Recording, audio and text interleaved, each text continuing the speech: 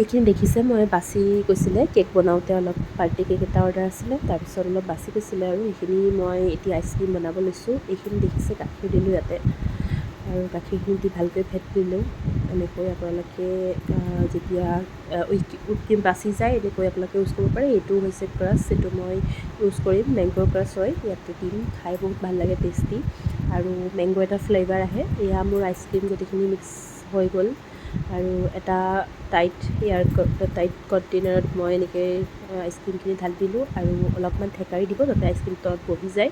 ভালকৈ ঢাকন মাৰি দিব, মাৰি ফ্ৰিজত ৰাখিব 7-8 ঘণ্টাৰ কাৰণে। তাৰপিছত আপোনাৰ আইচক্ৰীম খাবলৈ ৰেডি হৈয়ে যায় আৰু ধুনীয়াকৈ ছাৰ্ভ কৰিব। এয়া মই এনেদৰে ছাৰ্ভ কৰি দিলোঁ এটা বাটিতে ভাইটিক। চাওকচোন কিমান ধুনীয়া ক্ৰীমি বনিছে, দেখিছেনে?